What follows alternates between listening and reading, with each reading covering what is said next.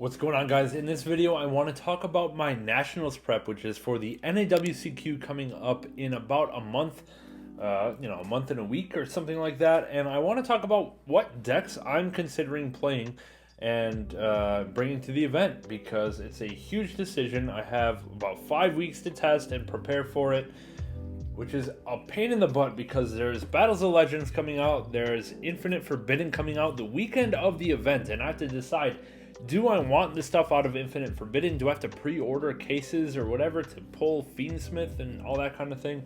I really need to decide ASAP to make those decisions. So I'm going to go through the decks that I'm playing, the pros and cons of each, and the considerations that I'm taking into account for when it comes to picking one of these decks, okay? I have like 8 decks here, or, one card representing like 8 different decks that I want to show. And in addition, a couple like engine cards, a couple of discussion points that I want to talk about. So we're going to go through one by one and talk about it. Okay, the first deck that I would consider playing at the tournament, this is not like in order of preference or whatever I'm leaning towards, it's just the order that I'm going to talk about them, is going to be Snake Eye. I don't actually have a Snake Eye card to show for this particular conversation piece, but so I'm going to show a Princess. Snake Eye, clearly the best deck going into this event, barring any ban list or anything like that. I mean, it's been top like tier 0 for like 5 months or whatever, so obviously it's the best choice in terms of just pure power going into it. Let's talk about some pros. The pros are it's super resilient to hand traps. Like, there's so many starters and extenders in this deck that you can just play through whatever. Like, we already know that. We've been watching this deck play for a long time. Another pro is that it can play a crap ton of non-engine. You can fit whatever non-engine you want for whatever matchups you might run into and be totally good to go in the main deck. Alright, those are the pros. We know it's great. The cons. I don't own it. I don't own a single piece. Like, I own the extra deck except for Raging Phoenix, and I own 0 of the main deck. No, I don't even own a Snake Eye Ash. I don't own Witches, Wanteds, Flamberge, Bonfire. Don't own a damn thing. So if I want to play this deck, I'm going to shell out, and I'm no fool. I know that once this event is over, or once like the Nationals are over, the deck's getting banned and it's going to be unplayable. So do I really want to go out and spend whatever $500 to pick up the core that I'm only going to play for one single event, learn it for 5 weeks, and then just basically put it in the garbage because it won't be playable anymore? It's a pretty big con. How much do I really want to win this event? You know what I'm saying? So yeah, those are my thoughts on Snake Eye. For me personally, obviously if you have this deck, play the damn deck, man. It's the best deck in the format, bar none. But yeah, okay, that's my thoughts on it. The next deck that I will consider is going to be Melodious. I don't actually own the whole deck. I just own the small package that like you can splash into stuff, like the Ostinato package. But, I mean, picking up first move in solos and then a whole bunch of commons shouldn't be too difficult, and it's probably not the most difficult deck to learn. It's a lot more reasonable for me to pick this up than it is for me to pick up Snake Eyes, to be honest. But, yeah, this is a consideration. Like, I have to keep this in mind. Let's talk about the pros and the cons. The pros are, again, it can play a ton of non-engine, just like Snake Eye, which is fantastic for the format. It has amazing power cards in Ostinato, in Refrain, and in First Movement Solo to get to those, so very consistent type of deck. People don't know what it does, so it can steal wins in that way, and I think the biggest pro is that it can play Herald of the Orange Light, which is just an amazing card, and any deck that can play that gets a little bit of a bonus advantage over the rest. The cons. The cons are, it's a bit weak to D-Barrier. That's not good. I know it can brick probably, so I don't know. I mean, but any deck can brick, I guess. And also the cons is I don't know how to play the deck, so I would have to basically start now learning how to play this deck from scratch. And if we look at it now, it seemed like okay success, but it's not really getting any gain from any of the new sets coming out. Battles of Legend has nothing for this deck, and as far as we know, Infinite Forbidden doesn't have anything, unless there's some kind of TCG exclusive support.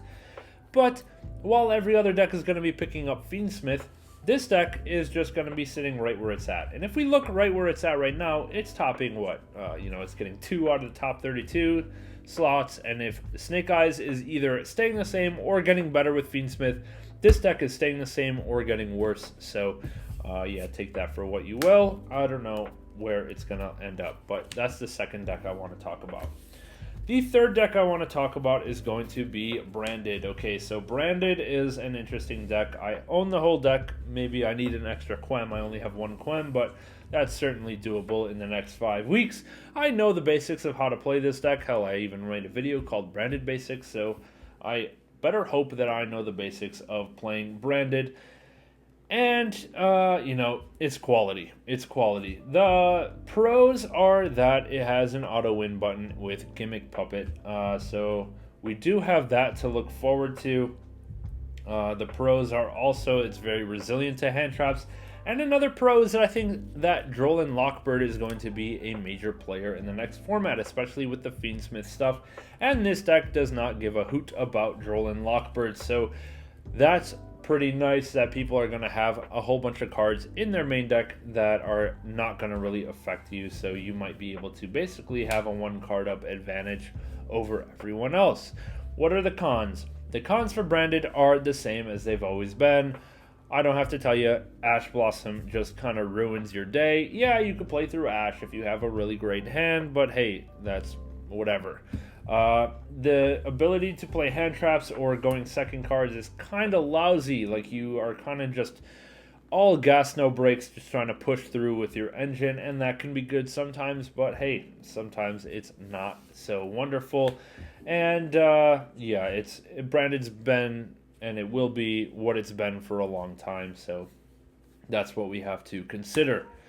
Alright, the next deck we're going to talk about is going to be Vanquish Soul. Alright, so Vanquish Soul has been it's the deck I brought to the previous 2 regionals I went to. To the YCS, I brought a different deck, which we're about to talk about. But yeah, let's talk about Vanquish Soul a little bit. The pros, it's a shifter deck. The entire meta kind of loses to shifter, except for Tenpai, which also plays shifter, but whatever. Can't really think about that.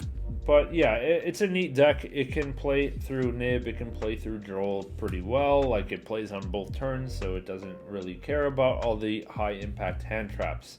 You have like a format full of Imperm, Veiler, and Mourner, and we have in-engine ways to dodge those with Heavy Borger and with Caesar Valius, so that's pretty cool that you kind of inherently play around a lot of the non-engine that our opponent is probably on. So yeah, that's pretty sweet about Vanquish Soul. What are the cons? It's a little bit weak. It's slow. We can't really make huge pushes. We kind of have to rely on what we have in hand. If we don't draw Raisin, we kind of lose, and it's not very ideal. Like, it's not very much gas. It's obviously a control deck, and control just is not control-y enough to stop Snake Eyes a lot of the time. So yeah, that's where Vanquish Soul is at and where it's at in my mind. Let's move it on up. Alright, next deck I want to talk about is going to be what I played at the last regional, or at the YCS, which is going to be Chimera Fusion. Let's talk about Chimera Fusion a little bit. The pros. It has in-engine floodgates in Diabelles. We could play Barrier Statue if we wanted to, but I'm not a big fan of that card. But anyway, it has a really strong engine. It has a lot of good follow-up. It has a hand rip. The grind game is fantastic with this particular deck. And a lot of people don't know what it does. So people will just play into Quaddle in your graveyard or play into Mirror Sword Knight in your graveyard. And we can't really depend on that too much. We're going to Nats where there's a lot of good players, but hey, it's just sometimes it will steal you a free W. What are the cons? If Droll and Lockbird is going to be huge next format, this deck is really going to suffer. In the past versions of this deck, Droll was not a really big deal, because if you just start Mirror Sword Knight and go for combo, then you're pretty much in the clear from Droll, and your opponent's basically hand looping themselves. But with the new version, with like a Nightmare Apprentice and all that kind of thing, with Patchwork Engine, which is kind of mandatory in this deck now, that version just gets wrecked by Droll. You have so many unplayable cards in your hand, and it's just not very ideal. So yeah, depending on how relevant Droll is in the format, kind of dictates whether this deck is playable or not. Another pro is that we can see maybe some benefit from the Fiendsmith package, because obviously we work with Fiend monsters, so it could be a little benefit, but that plays even further into Droll. You add more bricks to your deck. You're already playing bricks in your deck with the Chimera package. You're playing bricks with the Patchwork package. And now we're going to be playing bricks with the Fiendsmith package. We are just going to get wrecked in a big, long tournament like the NAWCQ. So have to keep all of those things in mind. The next deck we'll talk about is going to be Ubel. Okay, Ubel, you know, big name on the block right now. A lot of attention because of Phantom of Ubel coming out in Battles of Legend. What are the pros? The pros are it's a link deck, so it doesn't lose to D-Barrier. It can play through Droll and play through Nib fairly well. Like they just don't get wrecked by those cards, but pretty good into hand traps in general. Has a lot of room for non-engine and has an alternate win condition with just the Ubel cards and Nightmare Pain. So that's pretty sweet. What are the cons? Well, the cons are we have to pick up Phantom of Ubel, which I'm going to do anyway, so it's not really a con. Like, it's just a given I'm going to pick those cards up. But also, we have to think about, do we want to play Fiendsmith in this deck, which will make the deck play into Droll a lot more. It will make the deck more expensive and harder for me to get personally before the event. And, yeah. I think Ubel is one of my top contenders right now. But there's a lot more testing required to see if I want the Fiendsmith stuff or not, or if just the more toolboxy extra deck with more space for non-engine in the main is gonna win out over the effort of going through and picking up the Fiendsmith stuff. Can I really just depend on Phantom of Ubel and toolbox combos and generic non-engine instead of the Fiendsmith package? Especially with no Maiden of the Moon Sky or whatever that link to, the Light Fiend link 2 is. If we don't have that, we're not really bridging from Ubel into Fiendsmith anyway, so it's kind of like we just have to draw the Fiendsmith, and I don't know if that's going to be worthwhile. But it's a cool package, it's a cool deck, and we will see in testing where this one falls. The next deck we're going to talk about is going to be Plunder Patrol. I wouldn't have this channel if it weren't for Plunder Patrol, so we have to at least give it a mention, right? I've been grinding this deck on DB Grinder, on Dueling Book, on DB, and it's been a ton of fun. It can play 19 non-engine, which is insane, and it just is very consistent, very able to grind through any deck, really, as long as you get going. And another pro is that nobody knows what these damn cards do, so that gives you a little bit of advantage, even at the high-end tables of all the players that are good at the game. They've earned their invites. They still probably don't know how to play against Plunder Patrol. It is kind of easy if you know where to hand trap, but nobody knows where to hand trap. They just fire off Imperm on Blackbeard on turn 0, and it does absolutely nothing because I'll just activate it in your draw phase anyway, and you've hand looped yourself. Thank you very much. I digress. The cons. It's a little bit weak. Like, it's bricky. You have to open a good combo of 2 Plunder monsters, and if you open like a crappy combo of 2 Plunder monsters, you're literally ending on Blackbeard plus hand traps, which is good sometimes, but it's also kind of lousy if your opponent just holds Imperm or Droplet and you're kind of cooked. So, yeah, it's a little bit weak to a lot of non-engine. This deck loses to Ash Blossom, it loses to Droplet, Dark Ruler, whatever. And I fear those cards are going to be played. However, this deck is pretty good into Droll. You don't really search on your own turn 1, and people, you know, you might search once and people are going to drop Droll or else it's a dead card. So they're going to go ahead and Droll you, and they've basically hand looped themselves, which is pretty clutch. Unfortunately, we have no way to capitalize on that Droll because there are no win ships. Feels bad, man. But yeah, that's where we are. That's deck number 7. And deck number 8 is going to be Ice Barrier. So this is a deck that's getting a ton of support out of the Battles of Legend Terminal Revenge. And I don't want to sleep on it. I want to try this deck out at least a little bit. See if it's worth playing. See if it's fun.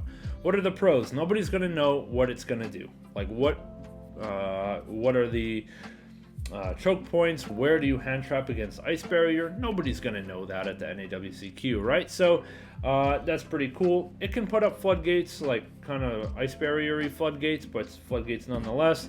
So that's pretty nice. It has room for non-engine, and we can pair it if we wanted to with runic cards. And I'm not a big fan of runic cards, but if it turns out that this deck is very good and you know, I'll learn to like runic cards. If for one event, that's going to be totally fine. So yeah, this is going to be the last deck that I'm really thinking about playing at Nats. So yeah, all of these are on my mind for potential Nationals deck choice, and I have 5 weeks to pick. Right now, leaning towards Ubel because I have the deck, I have my Nightmare Thrones, I just need the Phantoms. Hey, Phantoms Yugioh. I need the Phantoms of Ubel, and from there we see if we even bother with the Fiendsmith stuff or if we just roll with the pure Ubel deck. Who knows? And I'm going to try a whole bunch of techs. I think this has a lot of room for tech options, so we'll see what we can do with that. But yeah, with that being said, I'm going to wrap up the video here. We'll see how Nats Prep goes. Stay tuned on the channel to watch it because I'll start posting replays, like post-info replays, Nats format replays, all that kind of stuff, updating these deck profiles as I test them all out in the next 5 weeks for Nationals. Obviously, need to pick up the Ice Barrier stuff out of the new set coming out. Need to pick up the new Ubel card. We've just played this deck recently, so you know the only update will be whether or not I want to play Fiendsmith in it post-info or just stick with the version that it's at. Who knows, really. But yeah, that'll wrap it up here. Hope you guys enjoyed this. Leave a like, sub to the channel, leave a comment. Let me know which of these 8 decks you would play.